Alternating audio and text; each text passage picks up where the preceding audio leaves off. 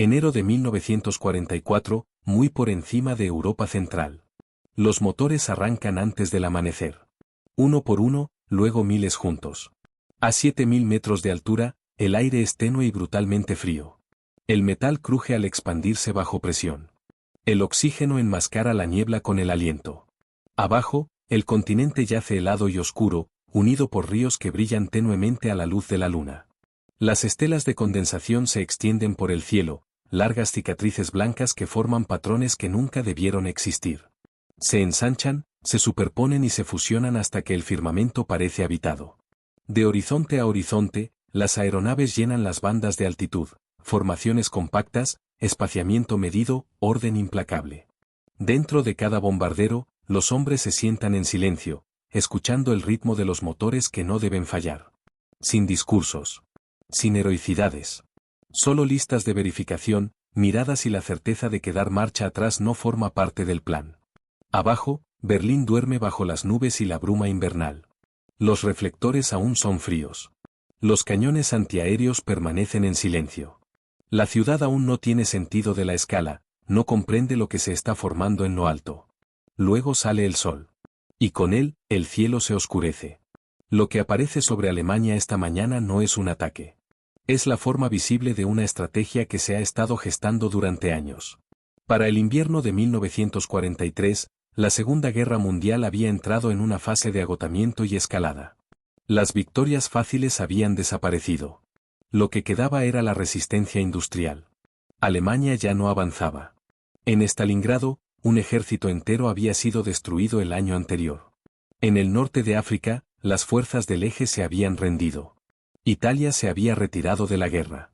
Sin embargo, el Reich seguía intacto, sus ciudades funcionaban, sus fábricas seguían en marcha, su liderazgo se mantenía desafiante. Adolf Hitler seguía prometiendo supervivencia mediante la fuerza, la tecnología y la voluntad. Para los aliados, el problema era la distancia. Alemania aún no podía ser invadida. Un desembarco anfibio en Europa Occidental aún estaba a meses de distancia, dependiendo del clima, la logística y una superioridad abrumadora. Hasta entonces, solo había una manera de atacar directamente el corazón del Reich, desde el aire. Gran Bretaña lo venía haciendo desde 1940. La Real Fuerza Aérea, maltratada durante la Batalla de Inglaterra, había cambiado de estrategia. El bombardeo nocturno se convirtió en doctrina, impulsado por la necesidad. La oscuridad reducía las pérdidas. También reducía la precisión. Ciudades enteras fueron atacadas no por fábricas específicas, sino por la moral y la disrupción. Hamburgo ardió en 1943. Colonia, Essen y el Ruhr siguieron su ejemplo. La población alemana soportó tormentas de fuego y desplazamientos, pero la producción industrial continuó. Estados Unidos llegó con una creencia diferente.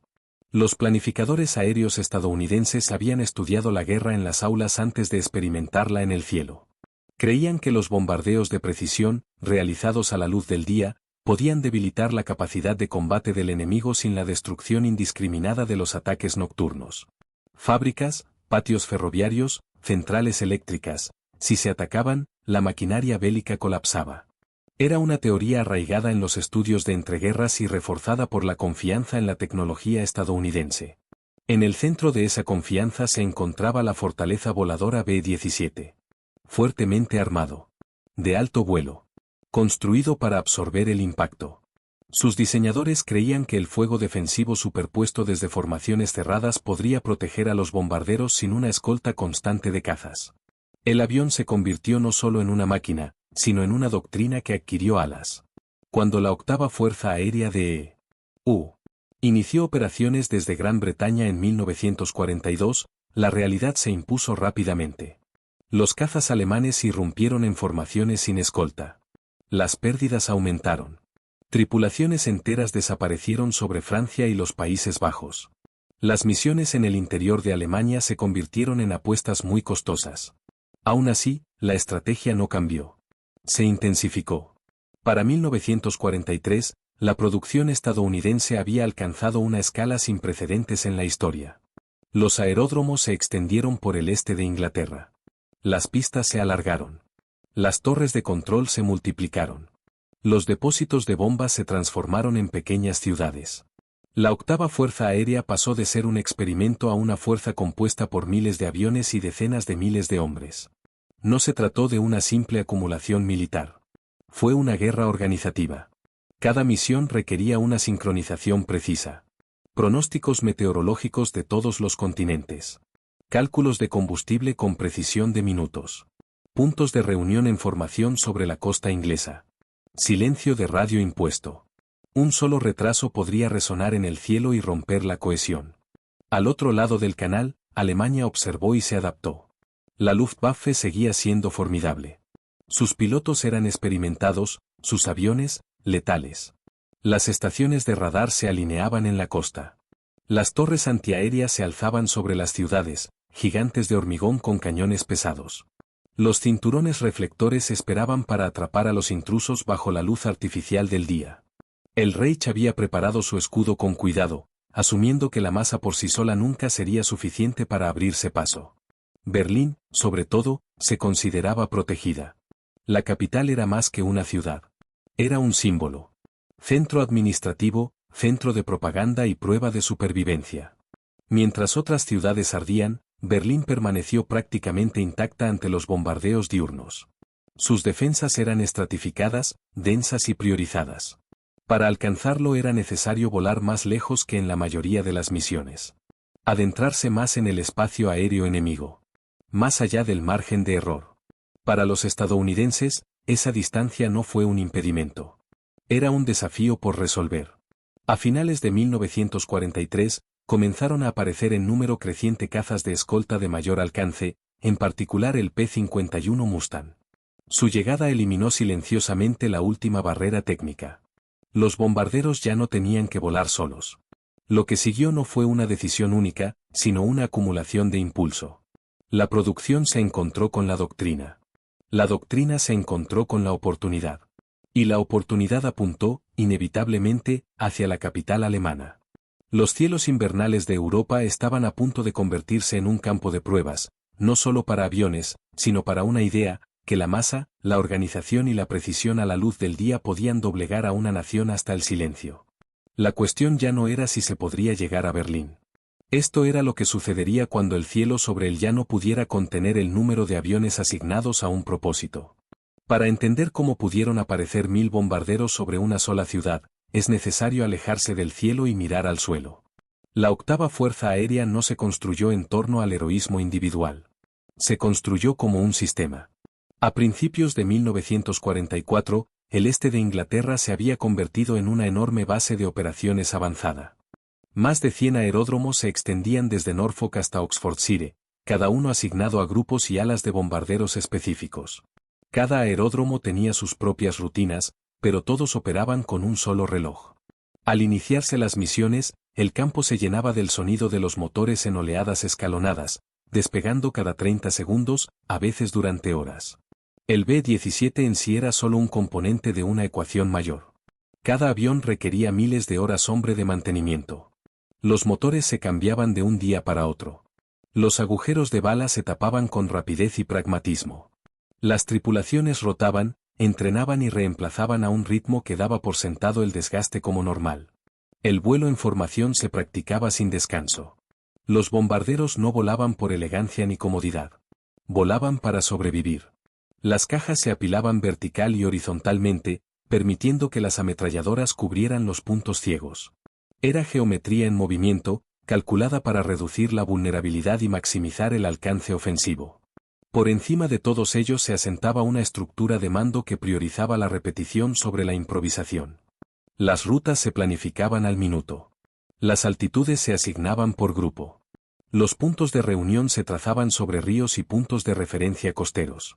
Una vez en el aire, se desalentaban las desviaciones. El poder de la fuerza de bombarderos no residía en la flexibilidad, sino en la previsibilidad impuesta a gran escala. Al otro lado del canal, los planificadores de la defensa aérea alemana observaban esto con preocupación. La red de defensa aérea del Reich era sofisticada. Las estaciones de radar de alerta temprana, Freya y Würzburg, enviaban información a los centros de mando que dirigían a los escuadrones de cazas hacia las formaciones que se aproximaban. Los cañones antiaéreos rodeaban las ciudades, con sus tripulaciones entrenadas para disparar en patrones calculados, creando corredores letales de acero y explosivos. Berlín, en particular, estaba rodeada por uno de los cinturones de fuego antiaéreo más densos de Europa. La doctrina de caza alemana hacía hincapié en la interceptación. Los pilotos se movilizaban para atacar a los bombarderos de frente, apuntando a la cabina o a los motores. Se introdujeron cohetes y cañones pesados para romper formaciones rápidamente. El objetivo era infligir daño rápidamente, obligar a los bombarderos a retroceder y reducir el número de los que alcanzaban el objetivo. Por un tiempo funcionó. Las pérdidas estadounidenses en 1943 fueron graves. Las misiones a Weinfurt y Ratisbona demostraron el coste de una penetración profunda sin una escolta adecuada. Las tripulaciones comprendían las estadísticas. La supervivencia se medía en misiones completadas, no en años de servicio. El coste psicológico fue inmenso. Sin embargo, la respuesta no fue una retirada, sino una expansión. La introducción de cazas de escolta de largo alcance cambió la dinámica de la guerra aérea. El P-51 Mustang, con su mayor alcance y rendimiento a gran altitud, podía acompañar a los bombarderos en sus desplazamientos hacia y desde el objetivo. Su función era más que proteger. Cazaba. Los cazas alemanes ya no esperaban a que los bombarderos pasaran con seguridad antes de emprender el regreso. Eran perseguidos, arrastrados al combate en igualdad de condiciones. El desgaste comenzó a favorecer a los atacantes. La Luftwaffe se enfrentó a limitaciones que los aliados no sufrieron.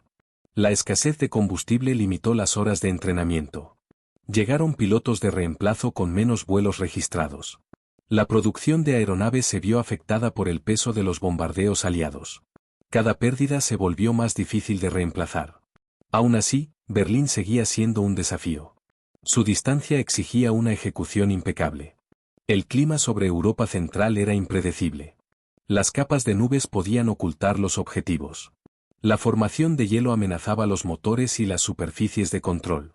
Una sola tormenta podía dispersar las formaciones a cientos de kilómetros. Enviar 1000 bombarderos a una ciudad requería más que valentía. Requería confianza en que el sistema podría absorber cualquier fallo sin colapsar. A principios de 1944, esa confianza ya existía. Los planificadores de misiones ya no preguntaban cuántos aviones podían prescindir. Preguntaban cuántos podían asignarse a la vez. La respuesta seguía creciendo. Cuando se dieron las órdenes para las mayores incursiones diurnas jamás concebidas, no hubo anuncios ni ceremonias. Las tripulaciones leyeron sus mapas informativos en silencio.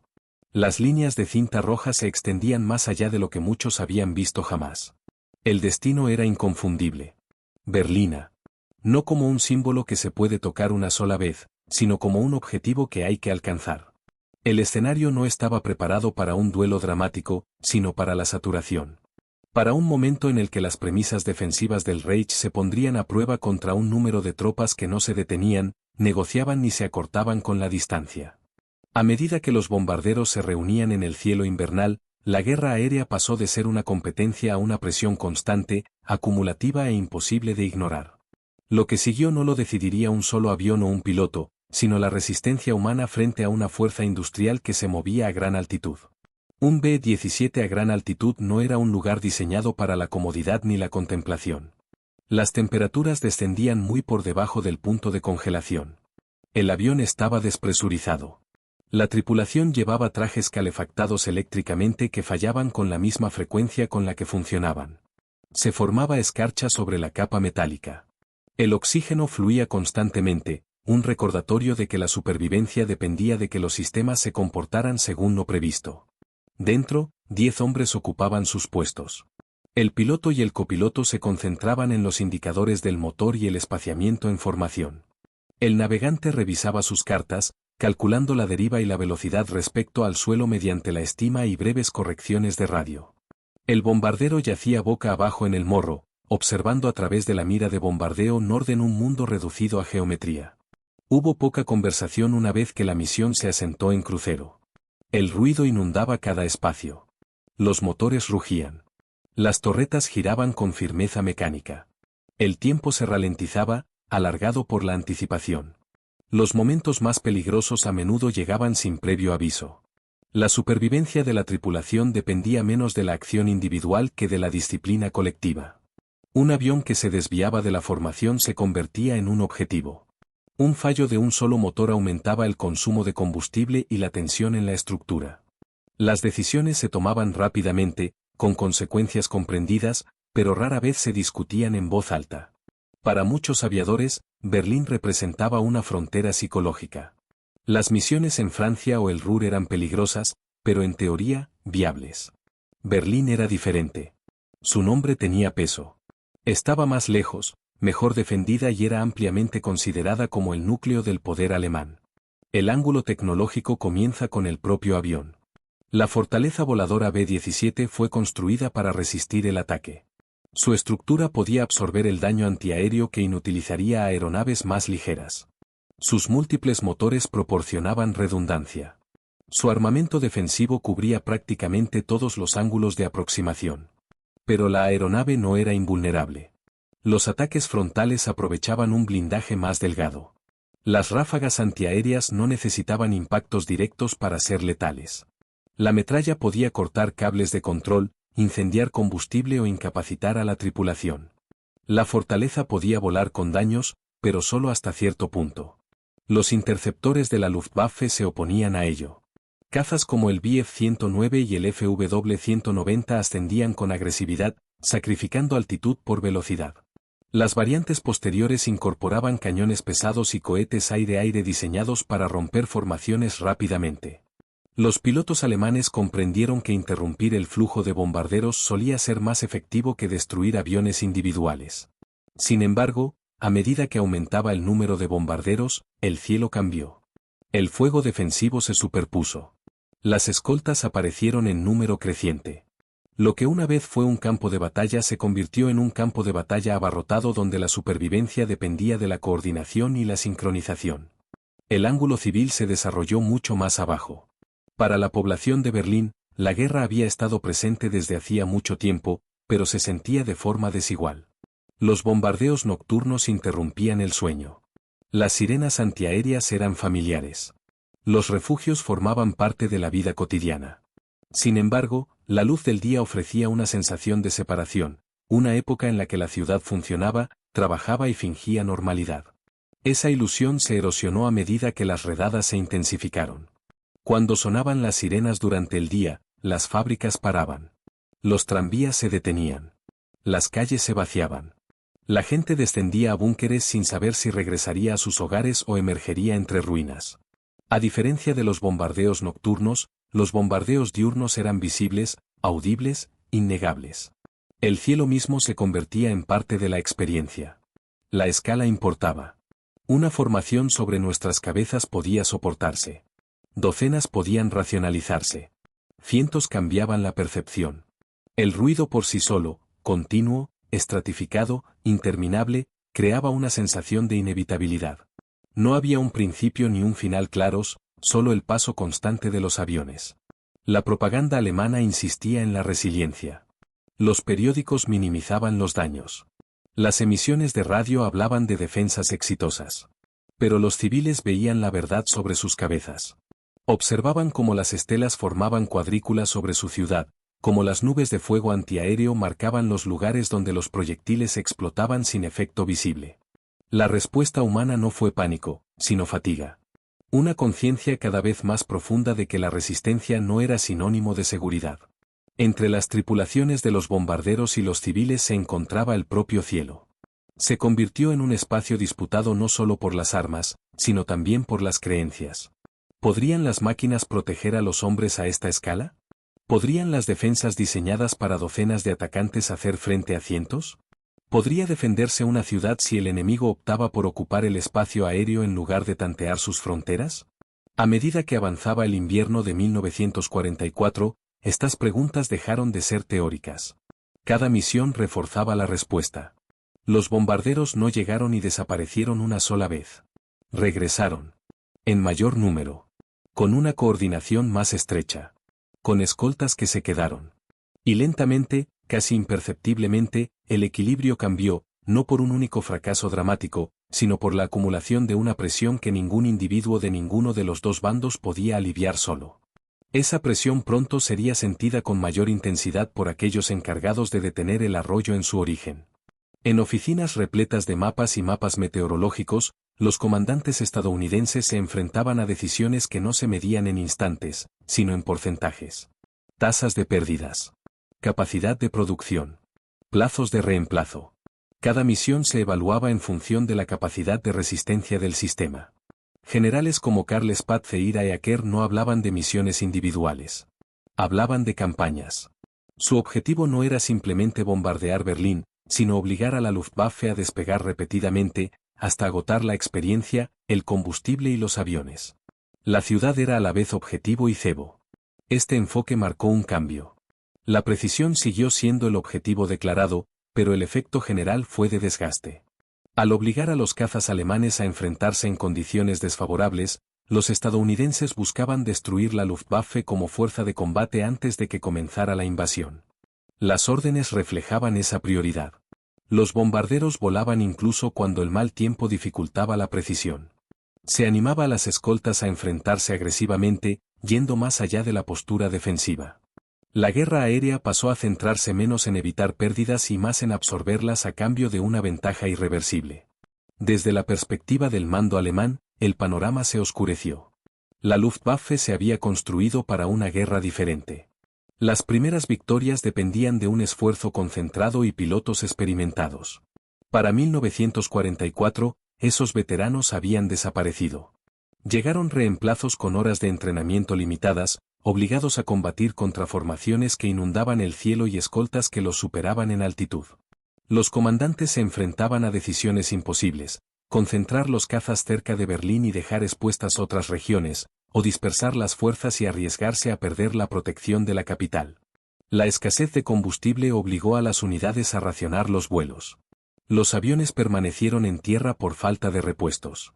Incluso cuando las intercepciones tenían éxito, el coste era elevado. Cada intervención consumía recursos difíciles de reemplazar. Cada piloto perdido representaba años de entrenamiento perdidos en segundos. La comprensión se extendió silenciosamente entre las filas.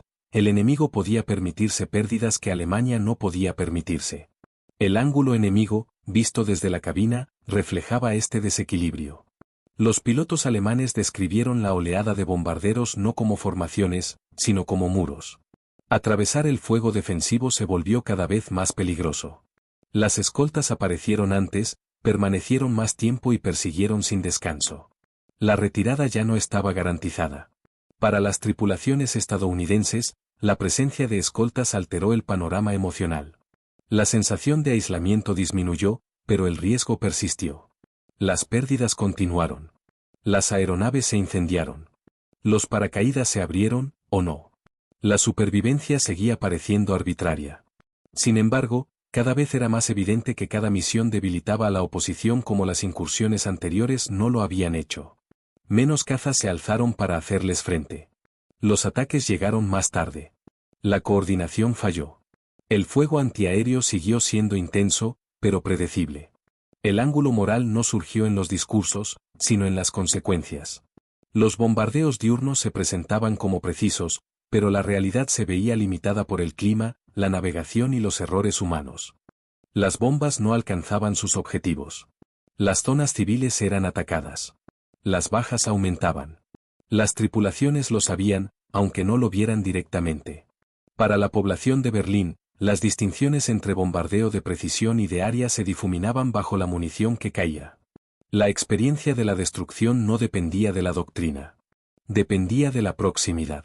Esto planteó preguntas que ningún participante pudo responder plenamente en aquel momento.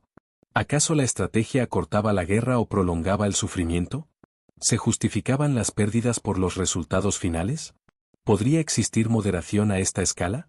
Los comandantes creían que las respuestas solo se aclararían en retrospectiva. En el presente, el impulso imperaba. La escala en sí misma se convirtió en un arma. La visión de cientos de bombarderos acercándose a plena luz del día puso en entredicho las suposiciones sobre la defensa.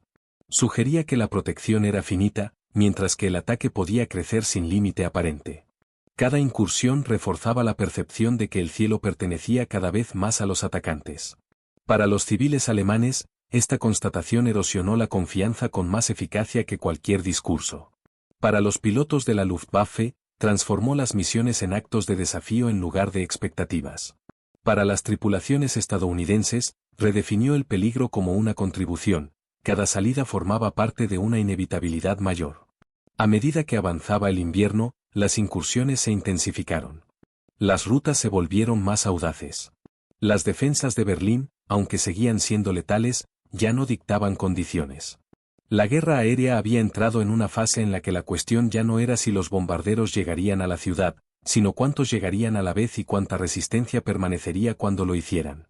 Esa pregunta no se respondería en las salas de planificación ni en los campos de entrenamiento, sino en un día en que el cielo mismo pareciera insuficiente para contener el número de aeronaves destinadas a un solo propósito. La mañana no comienza con explosiones. Comienza con informes. Las estaciones de radar a lo largo de la costa alemana detectan movimiento antes del amanecer.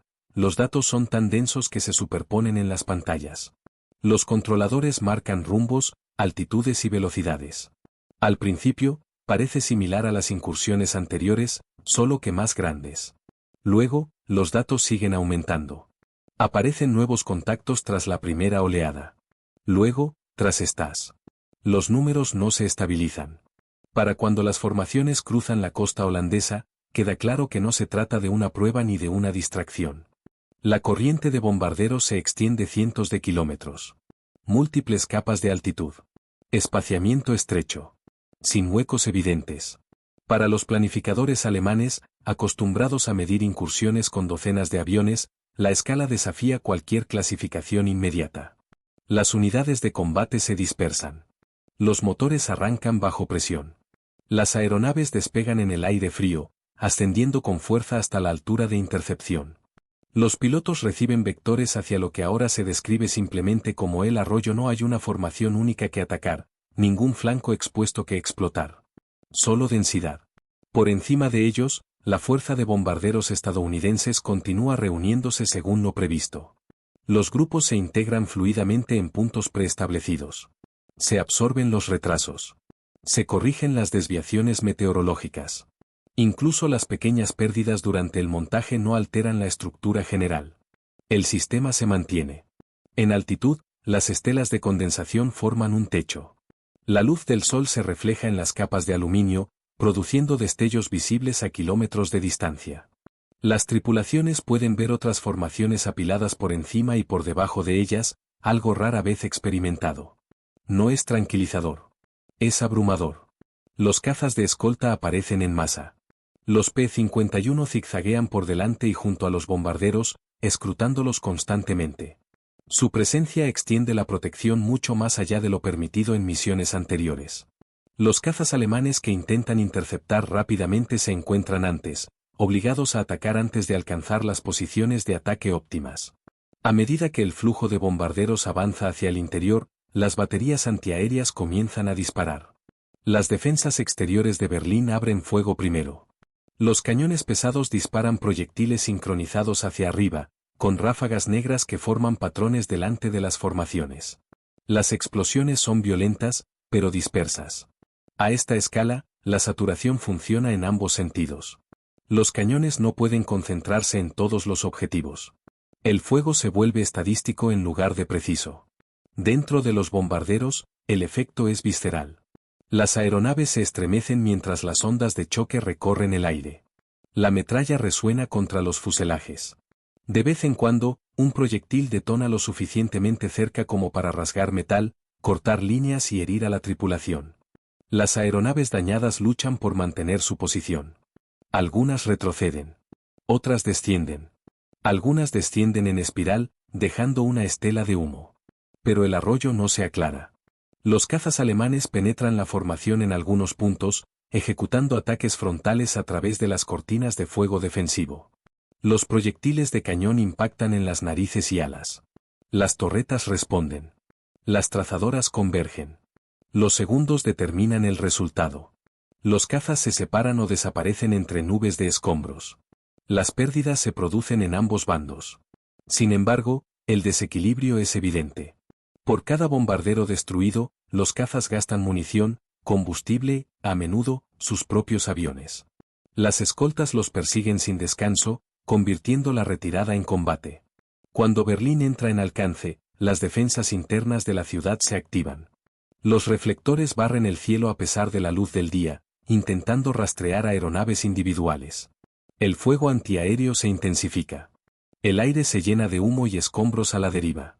Desde tierra, el ruido es continuo, un trueno estratificado que no se desvanece. Los bombarderos se preparan. Se abren las escotillas. Se retiran los pasadores de seguridad. Se realizan los últimos ajustes para compensar el viento y la velocidad. La mira de bombardeo Norden se fija en los puntos de mira definidos horas antes en las salas de información lejanas. Fábricas. Patios ferroviarios. Distritos gubernamentales. Los comandos de liberación pasan a través de intercomunicadores. Las bombas caen. Desde la altura, parecen lentos, casi elegantes, dando tumbos entre capas de nubes y humo. Entonces, el suelo responde. Las explosiones recorren la ciudad. Se elevan columnas de humo, fundiéndose en una extensa bóveda que oscurece calles y lugares emblemáticos. La incursión no se desarrolla en un instante, sino como una travesía prolongada. Oleada tras oleada cruzan la zona objetivo. La sincronización garantiza la superposición, negando el respiro a los defensores. Se encienden incendios incluso cuando nuevas bombas caen cerca. Para los civiles de abajo, no hay un principio ni un final claros. Solo duración. Para las tripulaciones de los bombarderos, llega la fase más peligrosa.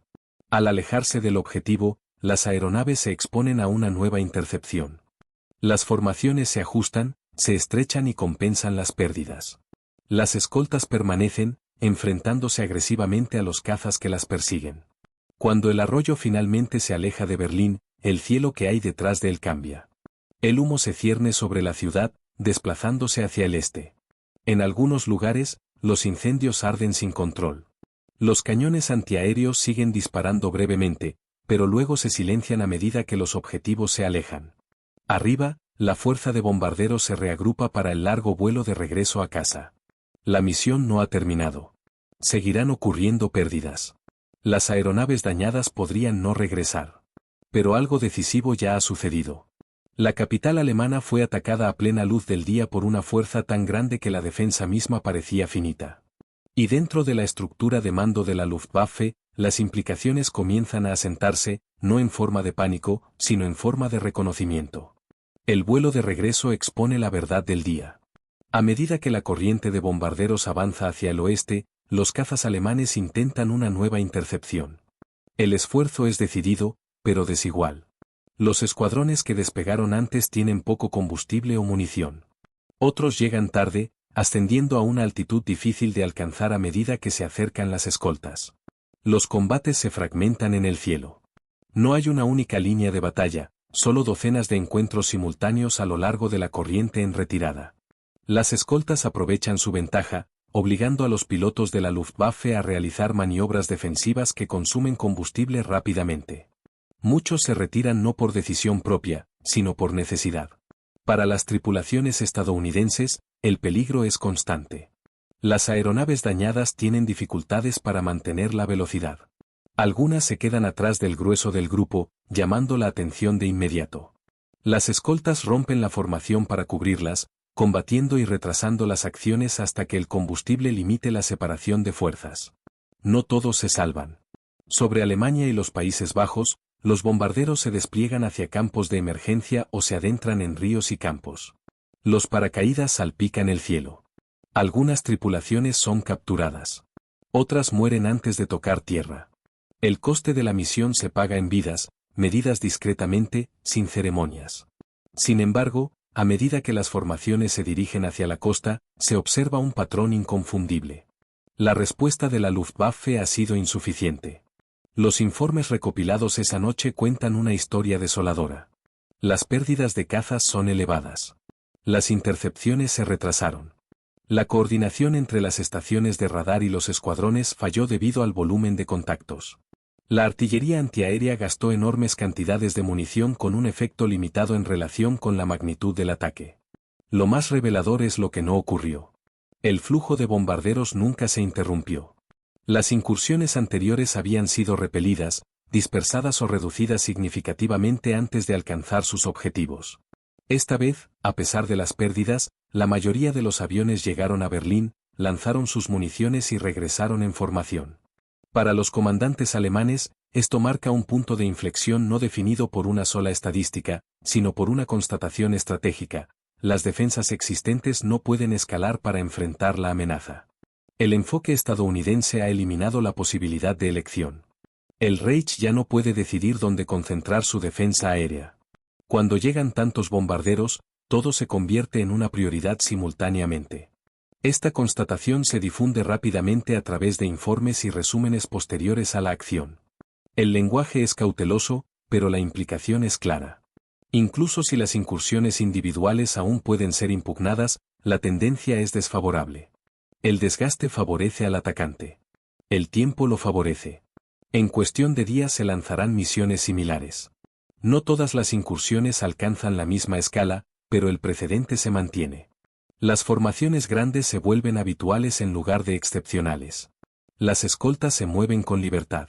El número de cazas alemanes sigue disminuyendo, no por una sola derrota, sino por la presión constante. Para el mando estadounidense, el éxito valida años de doctrina y meses de pérdidas. La teoría del bombardeo estratégico diurno, con apoyo de tropas en masa y escolta, ha demostrado ser viable contra la ciudad mejor defendida de Europa. La victoria no se celebra. Las pérdidas siguen siendo cuantiosas. Las tripulaciones saben que sobrevivir en una misión no garantiza la supervivencia en la siguiente. Pero la sensación de inutilidad que antaño acompañaba a las incursiones profundas disminuye. Para la población de Berlín, el efecto es profundo. La luz del día ya no separa de la guerra. El cielo mismo se convierte en una fuente de amenaza. La vida normal se interrumpe no ocasionalmente, sino de forma previsible. El sonido de los motores en el cielo adquiere un nuevo significado. No es un ataque que pueda ser desviado, sino una fuerza que llegará de todas formas. Los informes sobre la moral alemana indican un aumento de la fatiga y la resignación. La defensa civil lucha por seguir el ritmo de los daños. Los equipos de reparación trabajan sin parar. El transporte se ve interrumpido. Las fábricas sufren retrasos. Nada de esto derrumba el esfuerzo bélico de inmediato, pero sí erosiona la confianza de forma constante. El silencio sigue la incursión en etapas. Primero, los cañones dejan de disparar. Luego, los motores se apagan. Finalmente, solo queda el sonido de incendios lejanos. La ciudad no queda en silencio porque esté ilesa, sino porque ya no queda nada a lo que disparar. Sobre Europa, el cielo se aclara. En ese claro está el verdadero punto de inflexión, no la destrucción sobre el terreno, sino la comprensión por ambas partes de que el equilibrio de la guerra aérea ha cambiado irrevocablemente. La cuestión ahora ya no es si Berlín puede defenderse de los bombardeos masivos a plena luz del día. Se trata de cuánto tiempo podrá Alemania seguir luchando una vez que esa defensa desaparezca. La respuesta no se revelará en un solo día, sino en los meses siguientes, a medida que las consecuencias de esta constatación se extiendan a la estrategia, la producción y la resistencia humana. Las secuelas del ataque no se anuncian con una sola cifra. Se acumulan a través de informes, fotografías y evaluaciones discretas escritas horas después del aterrizaje del avión. En Berlín, las evaluaciones de daños comienzan casi de inmediato. Los incendios arden durante la noche, alimentados por la rotura de tuberías de gas y materiales industriales expuestos. Las vías del ferrocarril están hundidas. Las estaciones de maniobras están inutilizadas. Los techos de las fábricas se derrumban hacia adentro, con la maquinaria sepultada bajo los escombros. Los edificios administrativos sufren daños por la explosión que interrumpen la comunicación y la coordinación. Los equipos de defensa civil trabajan sin descanso. Las calles están bloqueadas por escombros. Las líneas de tranvía están cortadas. Las tuberías principales de agua fallan en varios distritos, lo que complica las labores de extinción de incendios. Las cifras de víctimas están incompletas durante días y se revisan repetidamente a medida que se recuperan los cadáveres y se contabilizan los heridos. La magnitud de los trastornos es tan importante como la destrucción física. Para la economía de guerra alemana, los efectos son desiguales, pero acumulativos. Algunas fábricas reanudan sus operaciones parcialmente en cuestión de días. Otras permanecen fuera de servicio durante semanas. Los retrasos en el transporte se propagan, afectando los cronogramas de producción lejos de la capital. Las reparaciones consumen mano de obra, ya de por sí escasa por las incursiones anteriores. En el lado aliado, el coste se mide de manera diferente. Se contabilizan las pérdidas de aeronaves. Las tripulaciones se registran como desaparecidas, muertas o capturadas. Aparecen literas vacías en los barracones. Las tripulaciones de reemplazo llegan silenciosamente, asimilando las rutinas de las unidades que aún procesan la ausencia de rostros conocidos. Las tasas de pérdidas, si bien significativas, se ajustan a las proyecciones. Esto es más importante que cualquier cifra general. El sistema absorbe los daños y sigue funcionando. Los resúmenes estadísticos recopilados por la octava Fuerza Aérea revelan la tendencia general. A pesar de la intensa resistencia, la mayoría de los bombarderos alcanzaron sus objetivos. Los cazas de escolta representaron un número creciente de aviones alemanes destruidos en el aire, en lugar de en tierra. La capacidad de la Luftwaffe para realizar intercepciones masivas coordinadas muestra signos de tensión. Los analistas de inteligencia observan cambios en el comportamiento del enemigo. Se encuentran menos cazas en misiones posteriores. Los que aparecen suelen atacar en grupos más pequeños. Los enfrentamientos son más breves y cautelosos. Los pilotos se retiran antes, preservando las aeronaves a costa de la oportunidad. Los documentos alemanes capturados y los interrogatorios a prisioneros refuerzan esta imagen. La escasez de combustible se agrava. Se han reducido las horas de entrenamiento para los nuevos pilotos. Los retrasos en el mantenimiento aumentan a medida que escasean las piezas de repuesto. Nada de esto sugiere un colapso inminente. Alemania sigue luchando. La producción persiste. Las defensas se adaptan cuando es posible. Pero el margen de recuperación se estrecha. Para los civiles de Berlín, el ataque marca un umbral psicológico. Los bombardeos nocturnos se habían vivido como algo distante e impersonal. Los bombardeos masivos diurnos son diferentes. Eliminan la negación. La presencia de cientos de aviones sobrevolando crea una sensación de exposición que no se puede conciliar con las garantías oficiales. Los refugios se llenan más rápido. La gente permanece bajo tierra más tiempo. La productividad se resiente no solo por el miedo, sino por el agotamiento. El ritmo de vida se adapta a la expectativa de interrupción. En toda la Europa ocupada se observa de cerca el impacto. Los movimientos de resistencia observan la creciente presencia del poder aéreo aliado. Los civiles de las regiones vecinas observan el paso de los bombarderos, reconociendo que el foco de la guerra se desplaza de oeste a este. Para muchos, la visión de bombarderos en masa se convierte en una señal no de destrucción, sino de un cambio inminente. Dentro del mando aliado, la planificación se acelera. La superioridad aérea ya no es un objetivo abstracto. Se está volviendo medible. La reducción del número de cazas alemanes afecta directamente los plazos de invasión. Cada avión destruido en el aire es una amenaza menos para las fuerzas de desembarco meses después. El ataque a Berlín no se considera un éxito aislado. Se convierte en un referente, una demostración de que las defensas más robustas pueden ser penetradas repetidamente, a gran escala y con pérdidas aceptables.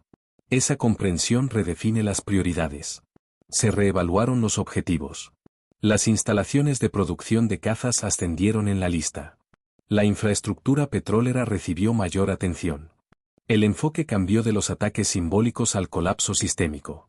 Lo que comienza como una prueba de resistencia se convierte en una campaña de desmantelamiento. El silencio que sigue al asalto no es paz. Es la pausa entre golpes, llena de cálculos de ambos bandos sobre lo que viene después.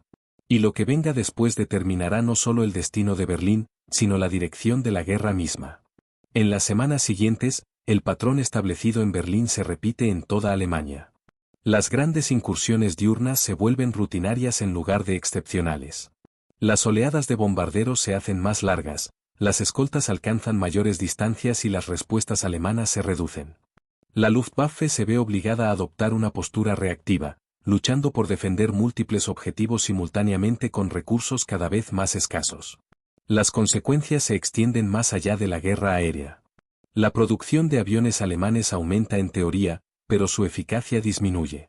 Llegan nuevos cazas con pilotos inexpertos. La escasez de combustible limita el entrenamiento y la preparación operativa. Los motores se desgastan más rápido de lo que se pueden reemplazar. Las unidades se rotan constantemente, lo que impide su recuperación. Los aeródromos se convierten en objetivos. Las pistas están hundidas. Los hangares destruidos. Las aeronaves atrapadas en tierra se pierden sin siquiera enfrentarse al enemigo. Cada incursión exitosa agrava el daño previo, convirtiendo la recuperación en un objetivo en movimiento. Para los planificadores aliados, este cambio es decisivo. A principios de 1944, la confianza en lograr la superioridad aérea sobre Europa Occidental aumenta. Esta confianza sustenta cada operación posterior. La invasión de Normandía, aún en fase de planificación, depende del control del cielo. Sin él, los desembarcos anfibios se enfrentarían a pérdidas inaceptables por ataques aéreos. La campaña de bombardeo sobre Berlín y otras ciudades alemanas propicia directamente este resultado. Al obligar a la Luftwaffe a una defensa constante, los aliados marcan el ritmo. Los cazas alemanes no pueden concentrarse contra las fuerzas invasoras si ya están desbordados defendiendo ciudades e infraestructuras. Este vínculo estratégico se comprende claramente en el mando aliado. El poder aéreo ya no es un arma de apoyo. Es un prerequisito. Para los dirigentes alemanes, las consecuencias son sombrías. Los recursos se desvían a la defensa aérea a expensas de las fuerzas terrestres. Los cañones antiaéreos destinados al frente se retiran para proteger las ciudades. Las reservas de municiones se agotan rápidamente. La industria civil se moviliza cada vez más para reparaciones en lugar de para expansión. La propaganda se adapta, enfatizando la resiliencia y el sacrificio. Pero la confianza se erosiona. Los informes de los comandantes regionales describen un declive moral tanto entre los civiles como entre las tripulaciones de defensa aérea. La sensación de control que una vez definió el espacio interior del Reich disminuye. Berlín, antaño considerado intocable, se convierte en un símbolo de vulnerabilidad. La ciudad sigue funcionando, pero bajo presión. Las oficinas gubernamentales se reubican. Los archivos se dispersan. Las rutinas administrativas se ven alteradas. Los líderes operan en un entorno de constante interrupción. Para las tripulaciones aéreas estadounidenses, la guerra sigue siendo algo personal y peligroso. Las pérdidas continúan. Las misiones aún se miden por la supervivencia. La diferencia no radica en la seguridad, sino en el propósito. Las tripulaciones comprenden que cada incursión contribuye directamente a un resultado mayor. El cielo ya no es un punto muerto. Es un dominio en conquista. En primavera los efectos son visibles desde el aire. Menos interceptores se alzan para enfrentarse a los bombarderos. El fuego antiaéreo sigue siendo intenso en algunos puntos, pero la coordinación se resiente. Las escoltas circulan libremente, ametrallando aeródromos y redes de transporte en el vuelo de regreso. La Luftwaffe ya no dicta las condiciones del combate.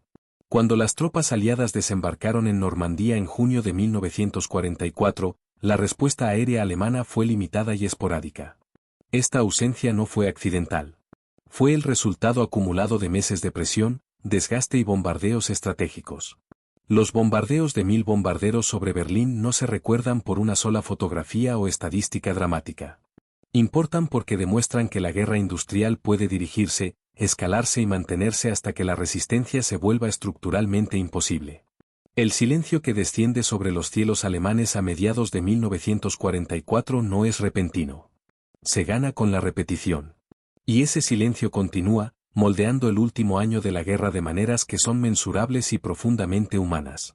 Lo que queda, una vez que la maquinaria ha hecho su trabajo, es la cuestión del significado, que reveló este momento sobre el poder, la organización y el costo de la guerra moderna.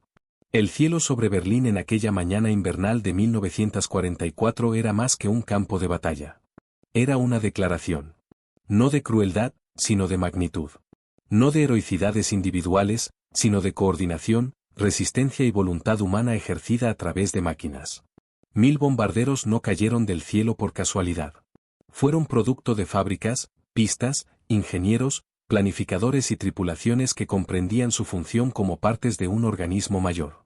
Cada hombre a bordo de la aeronave, piloto, navegante, bombardero, artillero, estaba sujeto al inmenso peso de sistemas superiores a él mismo.